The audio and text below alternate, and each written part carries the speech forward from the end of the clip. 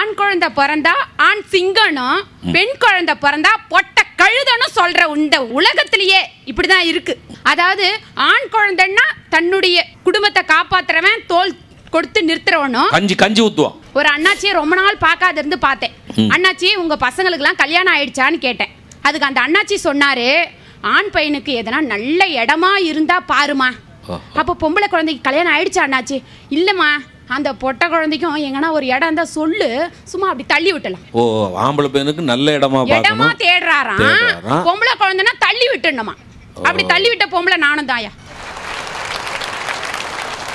அப்போ ஆண் பெண் வேறுபாடு இல்ல. இந்த தள்ளி விடுறதுங்கிற வார்த்தையில ஒரு விசேஷம் இருக்கு. யதார்த்தமான வாழ்க்கையில தள்ளி விடுறதுங்கிறது நமக்கு தேவையில்லாததை தான் தள்ளி விடும், இல்ல மோசமானதை தான் தள்ளி விடும். இப்ப பையில ஒரு 10 ரூபா தாள் 10 இருக்குன்னு வைங்க, அதுல 2 தாள் கிழிஞ்சது இருக்குன்னு வைங்க, என்ன பேசிக்குவோம்?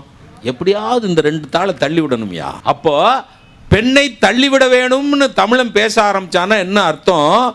ஒரு பெண்ணு இந்த வீட்டில் பிறந்தா வளர்ந்தா, ஆனால் இந்த வீட்டுக்கு பாரமா இருக்கா, இந்த வீட்டுக்கு இவ தேவையில்லாதவ, இந்த வீட்டுக்கு இவ பிரயோஜனம் இல்லாதவ, அதனால இவளை எப்படியாவது தள்ளி விட்டுறணும்னா, நீ தானையா உன் ஆம்பளை பிள்ளையும் பெத்த பொம்பளை பிள்ளையும் பெத்த, எதுக்கு இந்த வேறுபாடு காட்டுறங்கிறதான உங்க வருத்தம். குடிக்கிறவன் எப்படி சார் இப்ப குடும்பம் நடத்துறான்? இன்னைக்கு ஞாயிற்றுக்கிழமை. ஆமா, கட்டிட தொழிலாளி ஒருத்தர் எங்க வீடு பக்கத்து வீடு தான். அவரு கூலி வாங்கி வராரு, வார கூலி. நேத்து நைட்டு வாங்கி வந்தாரு. ஏன்னா நேத்து நைட்டு அவர் ஃபுல்லா டைட் ஆயிட்டாரு. அதனால இன்னைக்கு காலையில வந்து கூலி கொடுக்குறாரு சார். அவர் வந்து ஒரு கட்டிட தொழிலாளி. ஒரு நாளைக்கு 300 ரூபாய் அவருக்கு. அவர் வந்து 300 ரூபாய் சம்பளக்காரு.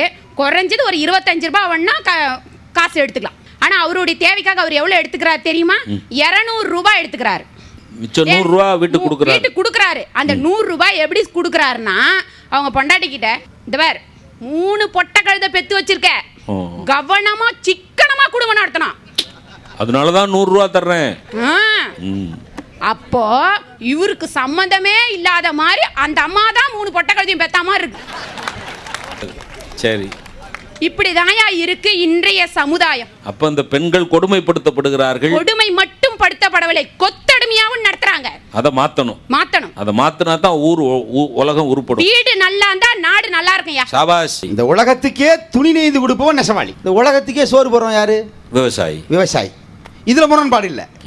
இந்த உலகத்துக்கே துணி நெய்து கொடுக்கிற நெசவாளி இலவச சேலைக்கு போய் நிக்கிறானே, முரண்பாடா இல்லையா? முரண்பாடு தான்.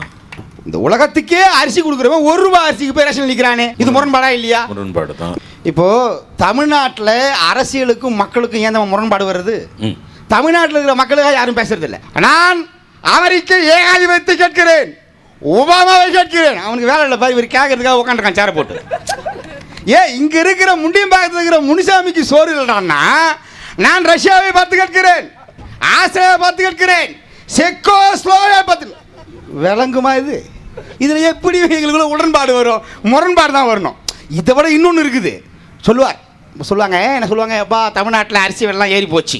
ஒன்னே சொல்லுவார், பக்கத்து மாநிலத்தில் இருக்கிற பஞ்சாபை பாருங்கள், அங்கு 1 கிலோ அரிசி 35 ரூபாய், ஆனால் தமிழகத்திலே 25 ரூபாய் தந்து கொண்டிருக்கிறோம். நான் ஒப்பீடு செய்கிறேன்.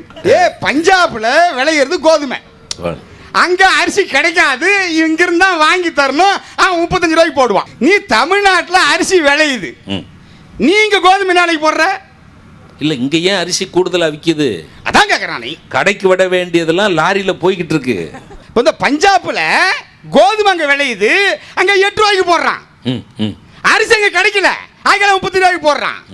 ஏன் இங்க தமிழ்நாட்டில் அரிசி கிடைக்கும் போது நீங்க போய் தனியார் மளிகை கடையில் வாங்கினா 25 ரூபா போடுறானே? அப்ப என்ன அர்த்தம்? இதை நாங்க சொல்லோம்னா சொல்ல முடியுமா? சொன்னா கேட்பியா? கேட்க மாட்டேன். மக்களுடைய உணர்ச்சிகளை புரிந்து கொள்வதற்கு இந்த அரசாங்கம் இல்லை.